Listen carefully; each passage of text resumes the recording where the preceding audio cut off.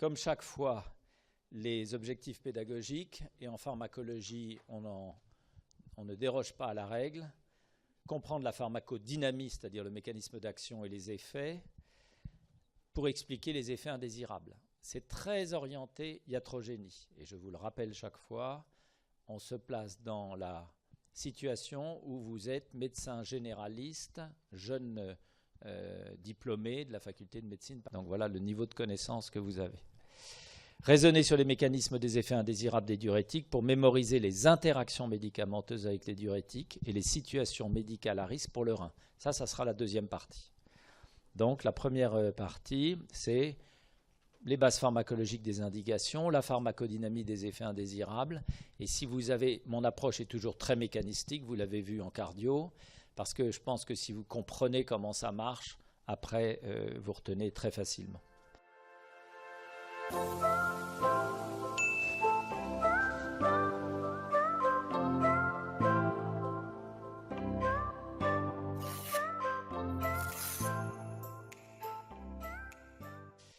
Grande indication des diurétiques, l'hypertension artérielle. Hypertension artérielle, je vous le redis régulièrement, 15 millions d'hypertendus en France, 1 milliard dans le monde, une indication absolument considérable. Et les diurétiques font partie des grandes classes pharmacologiques à prescrire dans l'hypertension artérielle. La formule magique, qui est la loi de Poiseuille, la pression artérielle moyenne est le produit du débit cardiaque par les résistances périphériques totales. Et donc, avec des diurétiques, qu'est-ce qu'on va diminuer? Le débit cardiaque. Et un petit peu les résistances périphériques totales, vous verrez. Mais ce sont des médicaments qui diminuent la volémie, plutôt qu'être des vasodilatateurs. Ils ont un tout petit effet vasodilatateur. On ne peut pas prescrire seulement des diurétiques, et je vous l'ai dit à nouveau plusieurs fois, parce que l'hypertension artérielle est une maladie plurifactorielle, et donc on va agir sur quantité de systèmes pour bien baisser la pression artérielle. Et on commence dans le sens inverse des aiguilles d'une montre, en haut à droite, par le sel, la volémie, et certains sujets sont très sensibles au sel. Et la volémie augmente avec l'obésité, elle augmente avec la ménopause, et cette volémie, c'est à coup sûr une augmentation du débit cardiaque.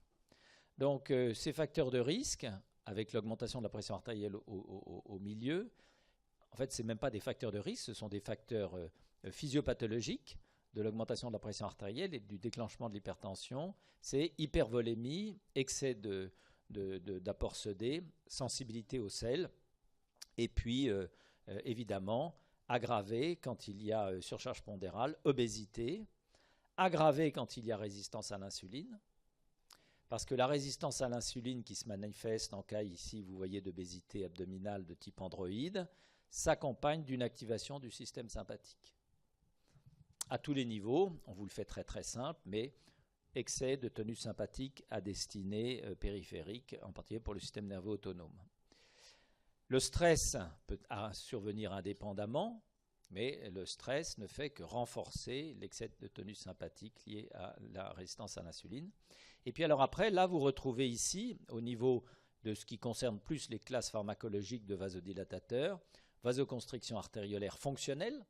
Bon, avant c'est vasodilaté, après c'est vasoconstricté, avec un champion qui est l'angiotensine 2, vous l'avez vu en cardio avec les IEC et les ARA2, et puis là les catécholamines, en particulier la noradrénaline, libérée par le tonus sympathique.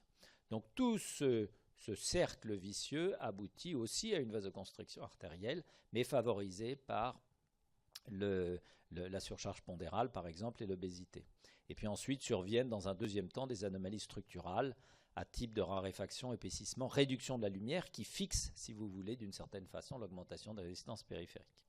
Donc, petit rappel. On passe à deux autres indications. Une extrêmement fréquente, où la prescription de diurétique est extrêmement fréquente, c'est l'insuffisance cardiaque congestive. Petit retour sur la cardio. Lorsque le débit cardiaque baisse, la perfusion rénale baisse, le système rénine-angiotensine, je devrais dire aldostérone, SRAA, est mis en route. On réabsorbe de l'eau et du sel, on augmente la pression veineuse. Le problème, c'est que cette pression veineuse est inadaptée aux faibles possibilités de fraction d'éjection. et on augmente la pression capillaire pulmonaire. Donc toute insuffisance cardiaque a en général des petites doses de bêta-bloquants, un peu d'inhibiteurs d'enzymes de conversion et puis des diurétiques. Et puis il existe un cas très particulier qui est l'œdème aigu du poumon, où les diurétiques agissent évidemment sur le remplissage et donc diminuent cette pression capillaire pulmonaire. Donc une indication très fréquente, l'hypertension artérielle, une un peu moins fréquente, l'insuffisance cardiaque c'est 1 million de personnes en France. L'œdème aigu du poumon c'est rare, heureusement. Et puis on a ce qu'on appelle des états œdémateux que vous avez vu ou que vous verrez au cours des différents cours, mais là vous terminez le module rein.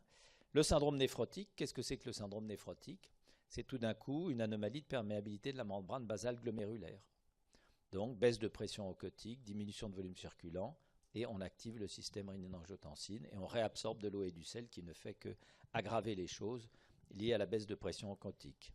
Les acides cirrhotiques, c'est pareil, une augmentation de la pression dans la veine porte hépatique, moins de synthèse d'albumine, on retrouve à nouveau la baisse de la pression oncotique et donc, troisième secteur, fuite liquidienne dans la cavité péritonéale, diminution du volume circulant, activation du système rénine-angiotensine et cercle vicieux. Et enfin, l'insuffisance rénale chronique, et vous retrouvez l'insuffisance rénale aiguë.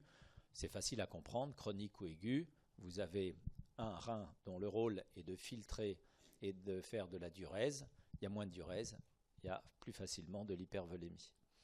Donc, je ne vais pas plus loin dans cette physiopathologie, mais je pense que c'est pas mal que vous l'ayez su, compris et gardé en mémoire quand vous reverrez plus tard les différentes maladies. Alors on vient maintenant directement dans les bases pharmacologiques des indications. La première chose que vous devez savoir et retenir, c'est que c'est un effet salidiurétique. Sali, le sel, j'excrète du sel, diurétique, j'excrète de l'eau, diurèse. Salidiurétique, c'est un mot magique.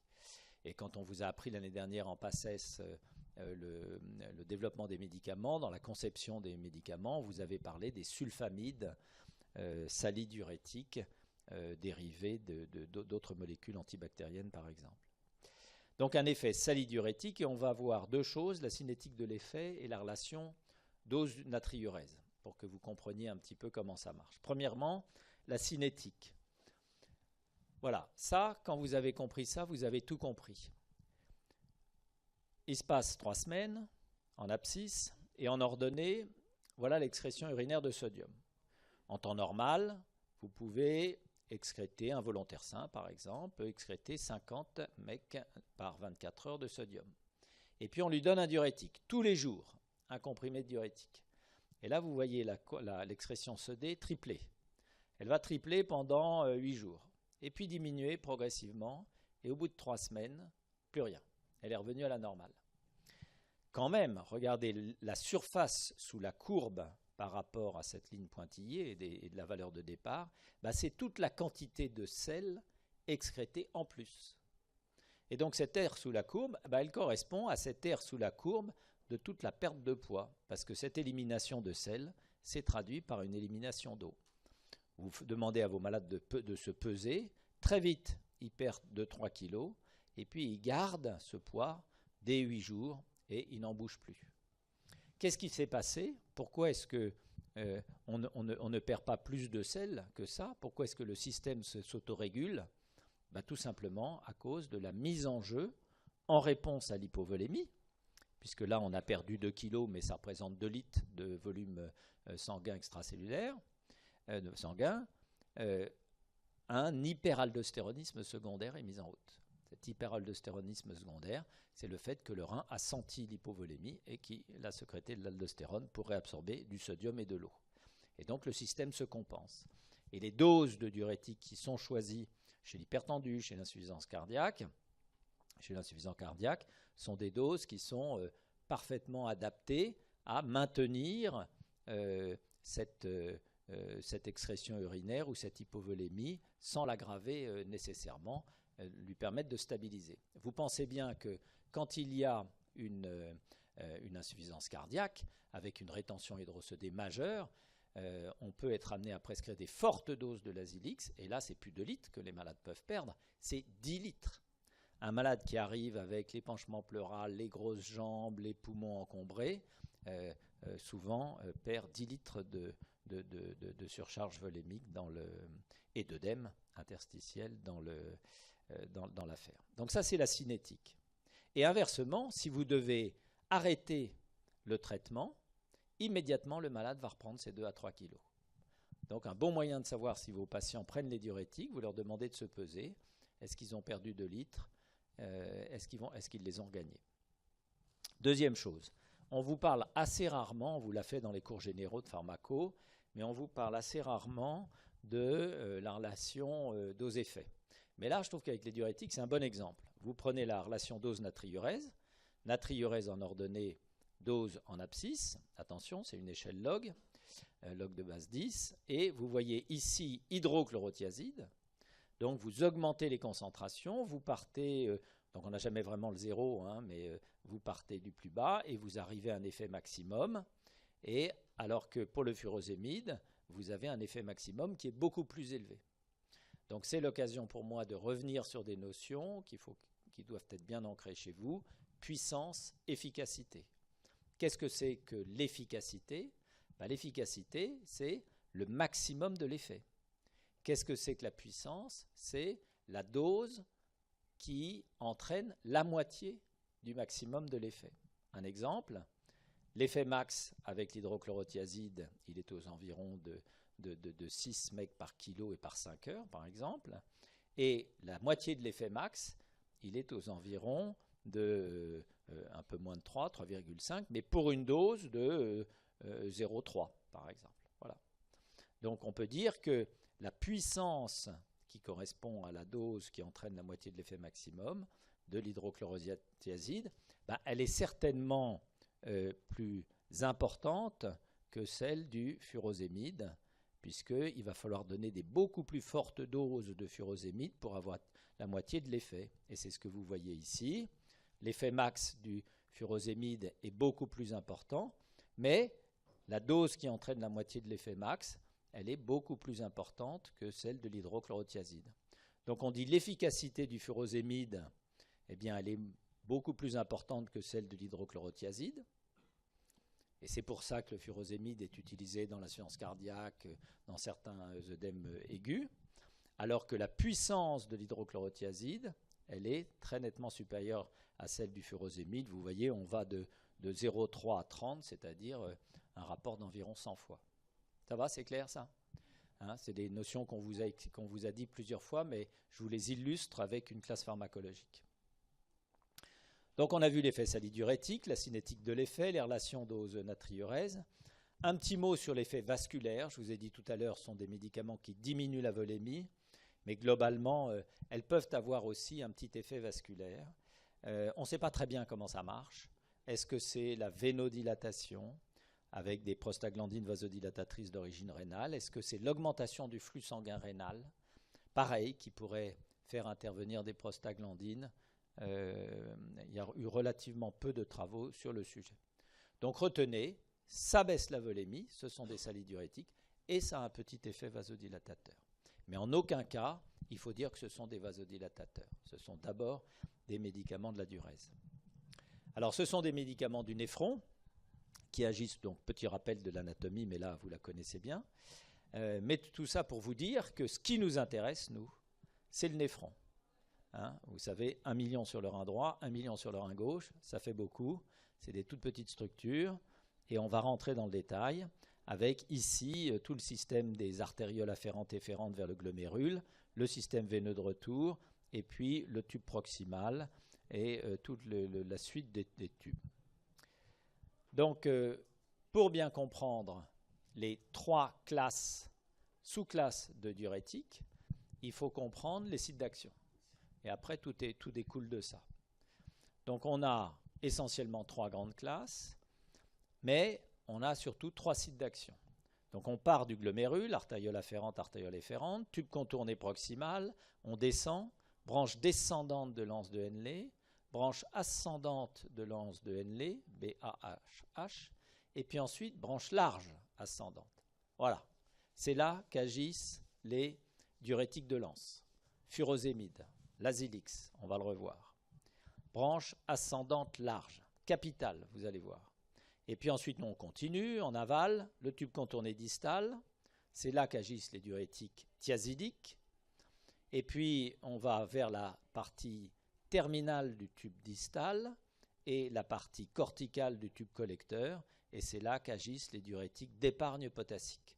Donc, 3 catégories, les diurétiques de Lens, les thiazidiques et les diurétiques d'épargne potassique. Et on oppose les diurétiques d'épargne potassique aux diurétiques hypokaliémiants, qui sont les diurétiques de Lens et les diurétiques thiazidiques. Donc, quel est le site d'action? Eh bien, il est variable d'un diurétique à un autre. On dit que les diurétiques qui agissent au niveau du tubule, comme furosémide et thiazide, doivent être sécrétés, pas filtrés, mais sécrétés dans la lumière tubulaire pour agir à partir de l'urine tubulaire, et vous allez voir comment ça marche. Alors, on commence par les diurétiques hypokaliémiants. Donc, ces classifications, elles sont importantes et vous devez les savoir parce que quand vous êtes en pratique devant un malade et qu'il a un médicament, tout de suite, il faut savoir dans quelle catégorie vous le classez.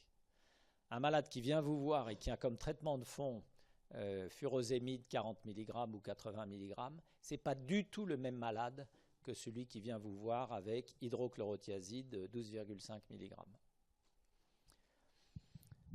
Parce que vous allez comprendre que ce n'est pas du tout les mêmes types d'effets indésirables auxquels on s'attend et ce n'est pas non plus les mêmes pathologies. Et donc, quand vous êtes médecin et que vous voyez un malade pour la première fois, la première chose que vous lui dites, c'est « Donnez-moi votre ordonnance ». Et avec l'ordonnance, vous savez quelle maladie il a. Et puis après, vous lui dites « Quels sont les spécialistes que vous voyez ?» Et à ce moment-là, vous comprenez aussi quelles sont ces autres pathologies.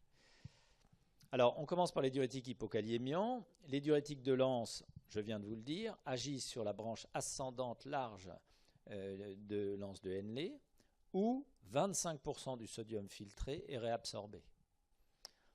Et ça, je vais vous le dire jusqu'au bout. 25% filtré réabsorbé. Ça veut dire que si vous bloquez la réabsorption de ces 25%, c'est une importante perte de sodium. En revanche, les thiazidiques agissent en aval. Donc la majeure partie du sodium a déjà été réabsorbée. Et en aval, ça n'est plus que 5% à 10%, si vous voulez, du sodium filtré qui est réabsorbé. Et puis on continue. On va encore plus en aval. On a réabsorbé pratiquement tout le sodium. Il n'en reste plus beaucoup à réabsorber. Les diurétiques d'épargne potassique agissent sur le tube distal terminal et le tube collecteur. Et là, c'est plus que 2 ou 3% du sodium filtré qui est réabsorbé. Ce qui veut dire que dans des pathologies chroniques comme l'hypertension artérielle, où il faut y aller tout doucement mais progressivement, ce seront des thiazidiques qu'on va prescrire, 5% du sodium filtré. Dans des pathologies où il faut aller agir vite, eh bien, ce seront des diurétiques de Lens. Et puis dans des pathologies où on recherche un effet complémentaire, eh bien, on va plutôt prescrire des diurétiques d'épargne potassique. Et les diurétiques d'épargne potassique ne sont prescrits en première ligne que de manière tout à fait rare. Donc ça, c'est une façon de vous apprendre la pharmacologie à visée thérapeutique. Alors maintenant, on reprend la pharmacodynamie. Donc les diurétiques de Lens qui agissent là où 25% du sodium filtré est réabsorbé. Le chef de file, c'est le furosémide.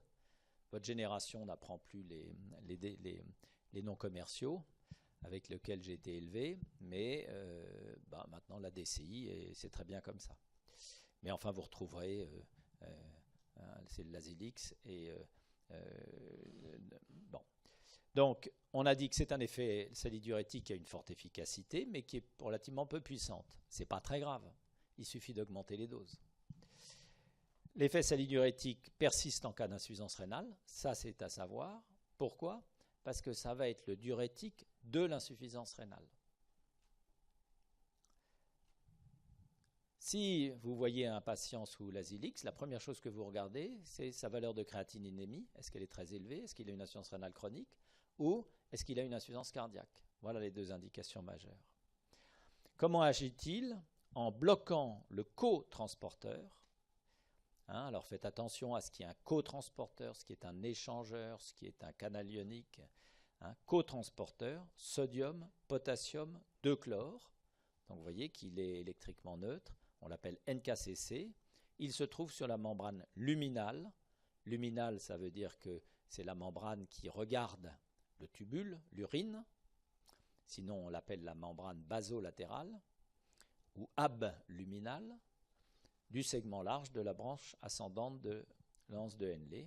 Et donc, si vous bloquez ce cotransporteur qui réabsorbe du chlore et du sodium, vous augmentez l'excrétion de chlore et de sodium. Alors, en détail au plan anatomique, voilà ici la lumière sur la gauche, l'interstitium et le sang sur la droite, et puis une cellule de la branche ascendante large de l'anse de Henle, avec sur la surface apicale, sur la membrane luminale, ce cotransporteur, et vous voyez qu'il cotransporte tout dans le même sens. Sodium, 2 chlore, potassium, tout ça va dans le même sens. Après, le potassium qui est réabsorbé, il faut le refaire sortir, sérum K, et puis il peut aussi ressortir au niveau basolatéral par d'autres échangeurs ou d'autres transporteurs. Mais ce qu'il faut retenir, c'est qu'il existe ce qu'on appelle une driving force, c'est-à-dire une pompe, un échangeur qui fonctionne avec de l'énergie et qui est une NAK-ATPase, il y en a beaucoup. Cette NAK-ATPase fonctionne bien sûr avec l'ATP, et puis elle échange un sodium, 3 sodiums contre 2 potassium. Et c'est une fois que, lorsque cette pompe, en physiologie si vous voulez, et je vous le marque toujours ici, physiologie, en physiologie, cette pompe réabsorbe du sodium, donc crée un gradient au niveau de la cellule de la paroi du tubule, et donc il existe aussi un gradient avec la quantité de sodium, et donc le cotransporteur, lui, va dans le sens du gradient tranquillement et faire entrer le sodium. En pharmacologie, qu'est-ce qui se passe? Vous bloquez ce système, donc vous ne réabsorbez plus de sodium. Donc ce sodium-là va se retrouver en aval. Et vous allez voir ce qui va devenir.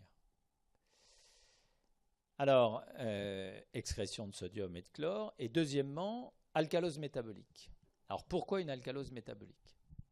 Et on va même dire c'est une alcalose hypokaliémique et métabolique. Donc c'est une alcalose hypokaliémique. Pourquoi? Eh bien parce que quantité de sodium qui n'a pas été réabsorbée au niveau du tube collecteur, quantité de sodium qui n'a pas été réabsorbée au niveau de la branche ascendante de l'anse de Henle va arriver en aval, tube contourné distal et tube collecteur. Et là, au niveau du tube collecteur, qu'est-ce qui se passe? Eh bien, il y a pareil, des échangeurs, sodium-potassium, et c'est plutôt des transporteurs qui sont en parallèle, mais qui vont aboutir à un échange. Donc, chaque fois que vous allez réabsorber du sodium qui n'a pas été absorbé plus haut, eh bien, vous allez le faire en échange d'un proton ou d'un potassium.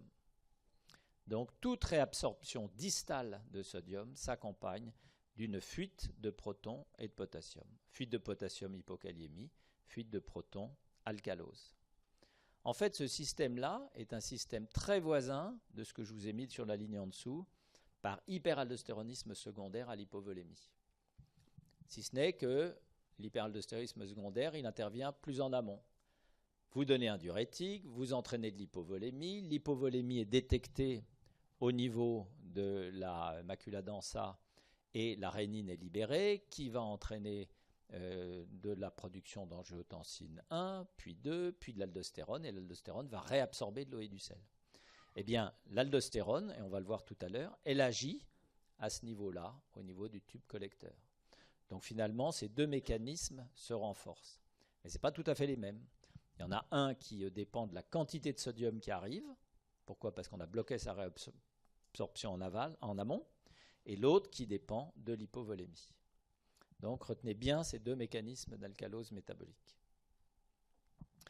Ensuite, très important, le Lasix, le furosémide, c'est un médicament qui est un très puissant diurétique. Pourquoi est-ce qu'il est aussi puissant diurétique? Je n'ai pas dit salidiurétique, j'ai dit diurétique. Pourquoi est-ce qu'il va entraîner une diurèse aussi puissante? Parce qu'il est capable de faire disparaître ce gradient osmotique cortico-papillaire. Et ça va aboutir à une impossibilité de diluer ou de concentrer les urines. Alors ça vous dit comme ça, je ne sais pas si on vous l'a appris, le gradient osmotique cortico-papillaire? Ouais, vous êtes à l'aise avec ça? Petit rappel de physiologie et ensuite la pharmaco. Petit rappel de physiologie, toute l'histoire vient du fait que la branche ascendante de l'anse de Henle est imperméable à l'eau. Elle est imperméable au sodium, vous l'avez vu, hein, NKCC, mais elle est imperméable à l'eau. Qu'est-ce qui se passe? Eh bien, si vous réabsorbez du sodium, mais pas de l'eau, au niveau médulaire, vous allez entraîner une hypertonie. Cette hypertonie, elle est extrêmement intéressante, parce que les tubes collecteurs, comme l'anse de Henle, baignent dans ce milieu hypertonique en physiologie. Et donc, il va suffire d'ouvrir vos petits canaux en présence de vasopressine, vos aquaporines, pour immédiatement faire rentrer l'eau du tube collecteur vers l'espace, vers l'interstitium médulaire, diluer le sodium, mais c'est un formidable système passif, simple, de concentration des urines. Donc voilà, vous ne perdez pas d'eau et vous pouvez traverser le désert avec juste une demi-bouteille d'Évian. Donc le système est bien fait. Donc là, je vous ai mis les aquaporines, mais vous connaissez. Alors en pharmacologie, qu'est-ce qui se passe? En pharmacologie, on bloque la réabsorption. Donc cette hypertonie disparaît. Donc qu'est-ce qui se passe quand on ouvre les petits canaux? Eh bien, il n'y a plus de gradient. Il n'y a plus de gradient pour réabsorber l'eau, et donc la diurèse va être abondante. Et une diurèse très abondante. Donc, impossibilité de concentrer les urines. C'est ça que ça veut dire. Donc, disparition du gradient osmotique cortico-papillaire égale impossibilité de concentrer ou diluer des urines. Et puis, il y a une dernière chose qu'il faut que je vous apprenne, c'est diurétique et calcium. L'expression de calcium, c'est un peu compliqué, j'ai essayé de vous la faire simple. On dit que, retenez, les diurétiques de l'anse augmentent l'excrétion de calcium. Ils l'augmentent par inhibition de ce qu'on appelle la diffusion paracellulaire. Alors qu'est-ce que ça veut dire paracellulaire? Paracellulaire, c'est ça. Il existe une possibilité de réabsorber calcium, magnésium, sodium entre deux cellules. Donc voilà la cellule tubulaire, voilà une autre cellule tubulaire, puis vous avez une petite fente entre les deux ou un petit espace. Et donc, finalement, la réabsorption de calcium, magnésium, sodium, vous voyez que le sodium ne rentre pas seulement par NKCC, mais peut se faire grâce à la création d'un dipôle électrique. Et beaucoup de la réabsorption tubulaire se fait au travers des dipôles. Comment est créé le dipôle? C'est très simple. Il est créé en physiologie par ce gradient de concentration, par un gradient de réabsorption de sodium. Et ça suffit pour créer un dipôle électrique qui va ensuite faire réabsorber d'autres choses. Ça, c'est la physiologie. Le problème, c'est que quand vous bloquez NKCC, vous bloquez ce gradient de sodium de part et d'autre de la cellule tubulaire. Donc, vous diminuez la DDP. Donc, vous diminuez la diffusion paracellulaire de calcium. Donc, vous augmentez l'excrétion de calcium. Donc, il peut y avoir hypocalcémie, et il faut le savoir. Alors, on va voir tout à l'heure qu'avec les thiazidiques, c'est l'inverse. Les thiazidiques, ils ont plutôt tendance à entraîner une hypercalcémie. Donc, on ouvre une parenthèse là, mais c'est typiquement de la pharmacodynamie mécanistique appliquée à la thérapeutique. Un patient qui est hypertendu et qui a une hyperparathyroïdie, donc qui a trop de calcium sanguin, on ne va surtout pas lui donner un thiazidique. On va lui donner des petites doses, mais on ne va pas lui donner des doses moyennes de thiazidique. Pourquoi? On va plutôt lui donner comme diurétique du Lasix. On va lui donner plutôt un médicament hypocalcémiant puisqu'il a de trop fortes concentrations plasmatiques. Donc, chaque fois que vous retenez, chaque fois qu'on vous enseigne quelque chose en pharmacodynamie, il y a toujours une arrière-pensée derrière. On ne vous apprend pas, ça c'est mon ma façon de faire, on ne vous apprend pas quelque chose s'il n'y a pas une application pratique immédiate derrière. Sinon, vous vous encombrez l'esprit. On termine avec les diurétiques de Lens. Un tout petit mot sur leur cinétique. La durée d'action est relativement courte, mais ça, c'est pas grave, puisque vous avez vu, ce qui est important, c'est de cumuler les effets natriurétiques dans le temps, dans le mois, dans les semaines, dans les jours, pour arriver à cette fameuse R sous la courbe, où on sait que on a éliminé tant de grammes de sodium et donc tant de litres de volémie. Les effets indésirables, vous devez les connaître par cœur, mais évidemment, il n'y en a que 3 ou 4 que vous devez connaître bien. Je vous ai mis les autres pour vous expliquer que ce que vous voyez traîner dans les bouquins, ça n'a pas forcément de raison d'être. Le plus important, c'est l'hyponatrémie. Ça, vous devez le savoir absolument sur le bout des doigts. Hyponatrémie, c'est une hyponatrémie de déplétion et une hyponatrémie de dilution. L'hyponatrémie de déplétion, on va bien retravailler ça en ED. Je vous explique. On perd du sel, salidiurétique. Très bien. Bon. Si vous êtes sous régime sans sel et que vous prenez un diurétique, vous allez perdre du sel. Donc vous vous retrouvez avec votre natrémie qui baisse. 138, 136, 134, 132, 128, et là les choses commencent à être compliquées. Dilution.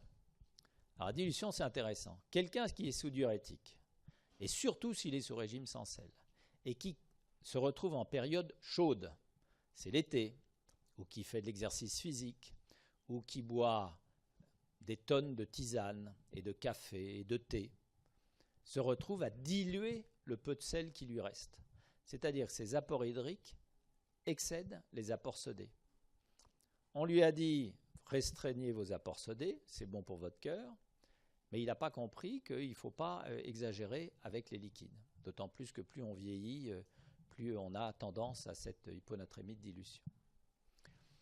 Donc c'est ça la dilution, c'est-à-dire que les apports hydriques ont dépassé les apports sodés. Ne négligez pas ça, parce que je peux vous assurer que c'est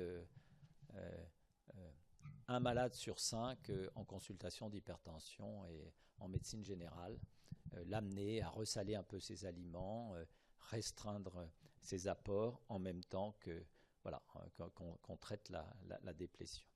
Donc hyponatrémie, elle est mixte le plus souvent. L'hypokaliémie, on a vu son mécanisme. L'alcalose métabolique, on a vu son mécanisme. L'hypovolémie, par définition. Et donc, tout ce qui est hypovolémie peut entraîner hypotension. Voilà les 3 majeurs. L'hyperuricémie, voilà, vous pouvez avoir quelqu'un qui a de l'hypertension et de la goutte. Eh bien, l'hyperuricémie, qui se fait par diminution de l'excrétion urinaire d'acide urique et par hémoconcentration, hypovolémie, peut précipiter des crises de goutte. C'est relativement rare, mais ça existe.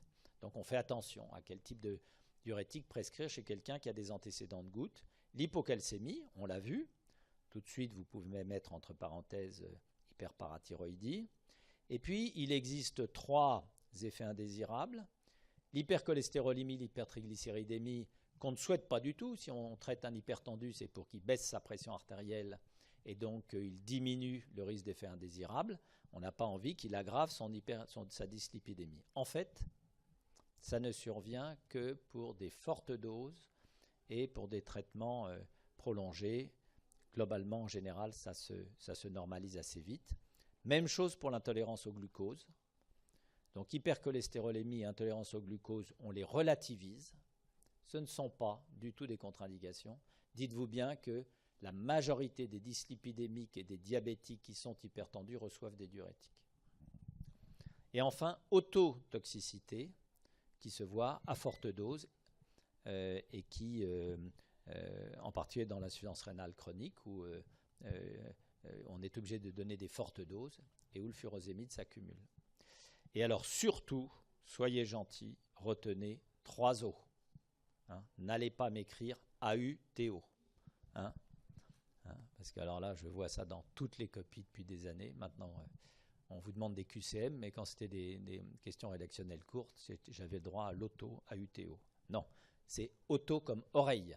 oreille. Hein, c'est oreille interne, ototoxicité, otorhinolaryngologiste. On passe au thiazidique, ça va aller plus vite puisqu'on a déjà dit beaucoup de choses. Ils agissent là où 5% du sodium filtré est réabsorbé. Le chef de file, c'est l'hydrochlorothiazide. Vous pouvez écrire HCTZ, c'est comme ça qu'on l'écrit dans les observations, et j'aurais pu vous le mettre d'ailleurs. On a vu que divers thiazidiques avaient une efficacité moindre que celle du furosémide, mais une plus grande puissance, et globalement on retrouve une efficacité salidiurétique qui est relativement voisine pour tous les thiazidiques, avec des puissantes différences. La diurèse est plus modérée que les diurétiques de Lens, et vous allez comprendre pourquoi. Parce qu'ils ne suppriment pas le gradient corticomédulaire. Ça, c'est juste pour vous remettre la place de l'hydrochlorothiazide par rapport au furosémide. Comment agit-il? Toujours, chaque fois que vous pensez médicament, vous devez penser cible. Qu'est-ce que c'est qu'une cible d'un médicament? C'est un point d'impact moléculaire. On vous a appris ça X fois. Hein. Donc vous comprenez la pharmacologie, et donc la thérapeutique, c'est que si vous retenez molécule, je connais ma DCI, quelle est sa cible? Bon, j'ai un AINS, ma cible c'est la COX, la cyclooxygénase, tout de suite.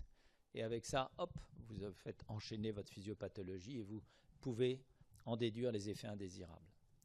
La cible, c'est un cotransporteur NaCl qui se trouve dans le tube contourné distal, un peu plus en aval de tout le système tubulaire, et qui entraîne, comme pour le Lasix, une excrétion sodée et chlore. Donc voilà une cellule du tube contourné distal, la lumière à gauche, l'interstitium et le sang à droite, votre cotransporteur sodium-chlore, évidemment une NAK-ATPase qui va créer le gradient de sodium suivant lequel le cotransporteur va pouvoir faire entrer du sodium, et puis il va falloir aussi faire sortir le potassium qui lui est rentré par cet échangeur sodium-potassium, de façon à assurer en permanence un système de réabsorption. Quels sont les effets métaboliques majeurs? Eh bien, comme pour le Lasix, une alcalose métabolique. Eh bien, pourquoi? Exactement pour les mêmes mécanismes. Parce que le sodium qui n'a pas été réabsorbé au niveau du tube contourné distal va être réabsorbé dans le tube distal terminal et dans le tube collecteur, au travers de tout le système, vous allez voir, c'est ENaC, et ça va se faire en échange d'un sodium et d'un proton, d'un potassium et d'un proton. Donc, hypokaliémie avec alcalose. Mais aussi, comme je vous l'ai expliqué tout à l'heure, parce que l'hypovolémie entraîne un hyperaldostéronisme secondaire. Et que l'hyperaldostéronisme secondaire aboutit à une production d'aldostérone qui va agir sur ENaC. Et surtout, la grande différence, c'est que les thiazidiques ne modifient pas la capacité de concentration des urines, car leur site d'action est cortical, il n'est pas médulaire, comme pour les diurétiques de Lens. Hein, je vous avais placé tout à l'heure, on peut y revenir rapidement, la barrière, hop, elle est là, voilà. Hein, site d'action médulaire, la branche ascendante de l'anse de Henle est dans la médula, ça c'est pour les diurétiques de Lens, pour les diurétiques thiazidiques, on est dans le cortex.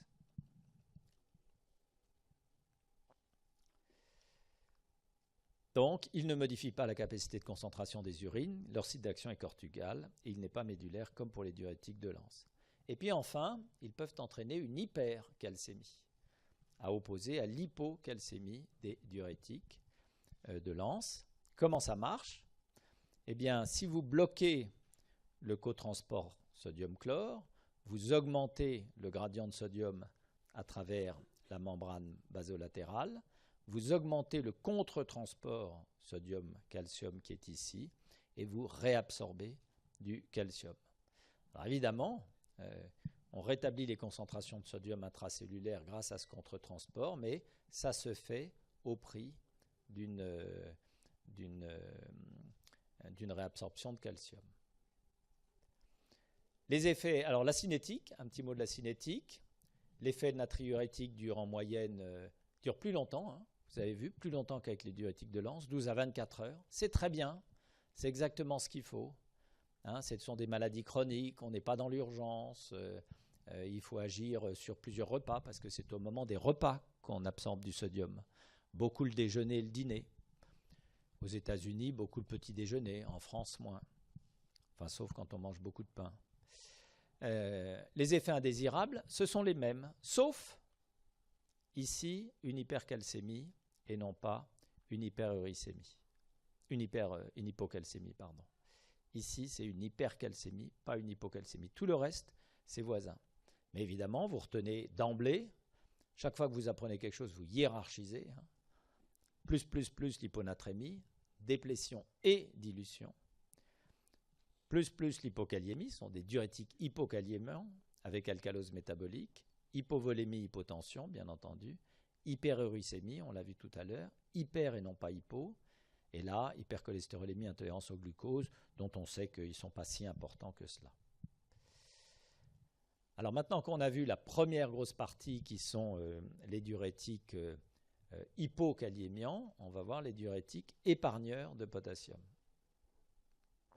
Quel est leur site d'action? Tout en aval. Vous voyez, juste avant d'arriver au tube collecteur, tube distal terminal, et puis dans la partie corticale du tube collecteur. Ici, là, on est en dessous dans la partie médulaire. Et on commence. Alors, il y a deux grands types de médicaments. Il y a d'un côté les médicaments qu'on appelle les anti-aldostérones. Localisation tube contourné distal terminal et tube collecteur, partie corticale, où 2 à 3% du sodium filtré est réabsorbé. Qu'est-ce que ça veut dire, ça? Ça veut dire que vous n'allez pas les utiliser de première intention. Ça veut dire qu'il faut vraiment qu'il y ait une maladie très particulière pour les utiliser. On va le voir dans un instant. Le chef de file, c'est la spironolactone. Le nom commercial, c'est aldactone, A-L-D-A-C-T-O-N-E. Je crois que je l'ai marqué quelque part. C'est un analogue structural de l'aldostérone. Tout analogue structural finit en général est développé pour faire de l'inhibition compétitive. Parce que c'est un bloqueur, c'est-à-dire qui se fixe sur le récepteur intracellulaire de l'aldostérone, mais n'entraîne pas d'effet. Donc il se fixe sur les récepteurs cytoplasmiques des minéralocorticoïdes. Il bloque la synthèse de ce qu'on appelle les protéines aldostérone induites. Vous allez voir ça dans un instant. Et parmi ces protéines, il y en a une qui nous intéresse beaucoup, c'est ENaC, qui est le canal sodé épithélial. Hein, c'est un épithélium, le tubule qui donne sur la membrane luminale. Donc diminution de l'activation, diminution de la synthèse des canaux sodiques et aussi diminution de la synthèse des canaux potassiques. Moindre synthèse de la NAK-ATPase, moindre production mitochondriale de l'ATP. Je vous ai remis exactement la même chose ici, mais en face de ce petit schéma, voilà ce que c'est qu'une cellule principale dans la partie toute terminale du tube distal ou corticale du tube collecteur. Vous avez ici votre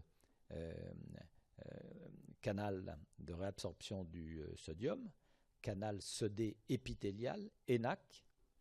Et cet ENaC fonctionne en réabsorbant du sodium en échange d'un potassium avec tout le système de driving force qui dépend de l'ATP qui va faire sortir le potassium vers l'interstitium, le sang, et réabsorber le potassium qui, lui, va être excrété dans la lumière tubulaire. Donc là, un petit schéma pour vous montrer que ici, c'est un récepteur cytoplasmique qui, une fois qu'il fixe l'aldostérone, va aller au noyau, ensuite modification de transcription des ARN messagers, on fabrique tout ce qui est protéines aldostérone induites, qui sont ce canal potassique, le ENaC, et puis aussi le système de fabrication de l'ATP. Donc finalement, vous comprenez que si vous rajoutez un antagoniste de l'aldostérone, on les appelle souvent comme ça, les anti-aldo, les anti-aldostérones, spironolactone ou aldactone, vous bloquez cette machinerie et vous bloquez le fonctionnement de l'ENaC. Vous le bloquez très en aval. Dans un instant, on va voir amyloride triamtérène. Ceux-là, il les bloque exactement au niveau de la membrane luminale, comme on a vu pour les thiazidiques et les diurétiques de Lens. Mais là, on est beaucoup plus en amont dans la chaîne biochimique. On est au niveau de la transcription et de la fabrication des protéines. La pharmacodynamie, c'est quoi? C'est un faible effet salidiurétique si la concentration, si la consommation SED est relativement faible, mais un fort effet s'il existe un hyperaldostéronisme. Or, il existe deux types d'hyperaldostéronisme. Je ne sais pas si vous les avez vus. Vous l'avez vu déjà, les hyperaldostéronismes? Non, pas du tout. Il y a deux types d'hyperaldostéronisme. Il y a l'hyperaldostéronisme secondaire qu'on a déjà vu, hypovolémie, hyperaldostéronisme secondaire. Vous-même, qui êtes en pleine santé, vous allez passer vos vacances en Tunisie, au soleil, vous buvez peu, vous oubliez de boire. Je n'ai pas parlé d'alcool, j'ai parlé d'eau. Vous passez des journées sur la plage, votre diurèse s'effondre, mais intelligemment, votre rein sécrète de l'aldostérone et vous fait réabsorber de l'eau et du sel. Et vous voyez tout de suite que votre diurèse s'effondre. Vous êtes en hyperaldostéronisme secondaire. Et si vous faites ça pendant 15 jours, on vous retrouve avec une kaliémie à 3,2 ou 3. C'est classique, c'est un mécanisme classique. Puis un deuxième hyperaldostéronisme, c'est un hyperaldostéronisme primaire. On appelle ça, qui dépend soit d'une hyperplasie bilatérale des surrénales, soit de ce qu'on appelle l'adénome de Cône. Hyperaldostéronisme primaire, c'est une maladie, c'est une forme dite. Alors c'est un drôle de nom parce qu'on dit hyperaldostéronisme primaire, mais ça explique l'hypertension forme secondaire. C'est comme ça, qui sont des hypertensions rares, quelques pourcents. Et là, dans cette maladie-là, je peux vous dire que les anti-aldostérone marchent très bien. C'est d'ailleurs le seul moyen de contrôler une hypertension artérielle. Donc, fort effet s'il existe un hyperaldostéronisme. Mais vous avez vu d'autres causes d'hyperaldostéronisme quand je vous ai parlé des œdèmes du syndrome néphrotique et des œdèmes de la cirrhose. Donc, sachez que l'effet, il n'est pas garanti à tous les coups. Il dépend de la maladie sous-jacente ou de la physiopathologie sous-jacente. On augmente l'excrétion de sodé, ce sont des salidiurétiques, et on diminue l'excrétion de potassium et de protons. Tiens, c'est l'inverse de ce qu'on a vu avec les thiazidiques et les diurétiques de Lens. Ça s'appelle une acidose hyperkaliémique. Acidose hyperkaliémique. Donc les effets indésirables vont être l'hyperkaliémie. On a bloqué la réabsorption SED, mais on a augmenté la réabsorption de potassium. On a bloqué la réabsorption de SED, mais on a augmenté la réabsorption de protons, acidose métabolique. Et puis un effet, parce que ce sont des antiminéralocorticoïdes. Et donc, TOC, vous voyez le mot corticoïde. Et il y a un maître mot en pharmacologie, c'est sélectivité. Ces médicaments ne sont pas magnifiquement sélectifs. Ils peuvent agir sur les récepteurs aux androgènes et récepteurs de la progestérone et les activer. Donc, vous voyez, ils peuvent bloquer un canal, par exemple, ou bloquer l'aldostérone, mais activer des récepteurs, en partie aux androgènes. Et ça donne chez la femme et chez la femme des troubles des règles, mais chez la femme et chez l'homme, deux choses qu'on appelle la gynécomastie et la mastodynie. Mastodynie, c'est-à-dire c'est une sensation douloureuse des seins qui survient chez la femme comme chez l'homme. Et la gynécomastie, c'est une augmentation du volume des seins qui survient chez la femme comme chez l'homme.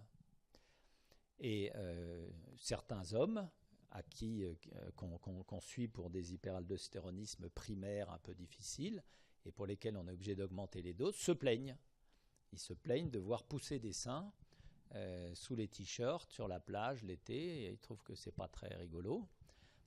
Et donc on a quelques mal à leur trouver un médicament. Il faut jouer sur les doses, il faut leur faire accepter un petit peu cette transformation de leur physique, mais sachez que ça existe aussi bien chez l'homme que chez la femme.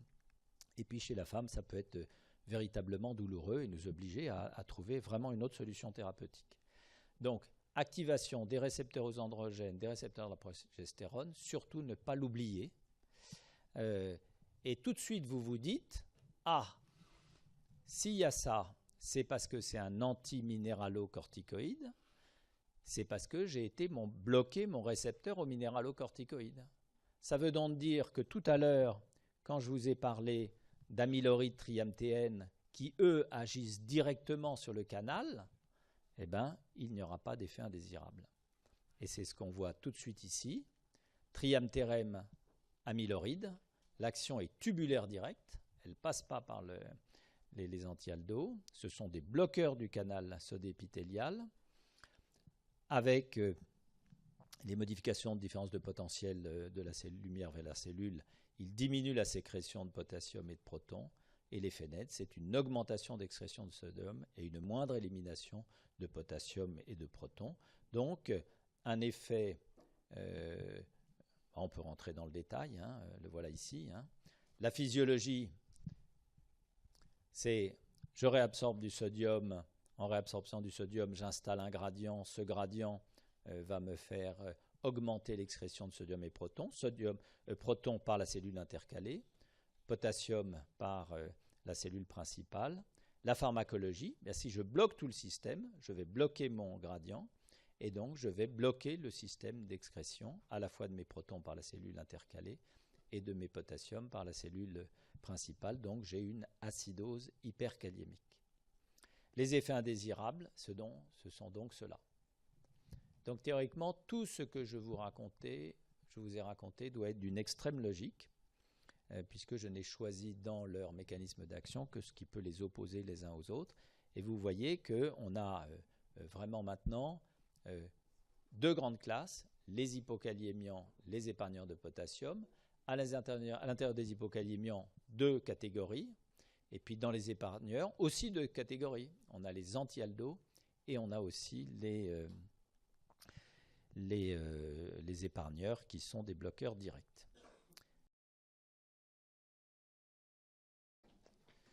Donc, arrêtez, c'est ça ?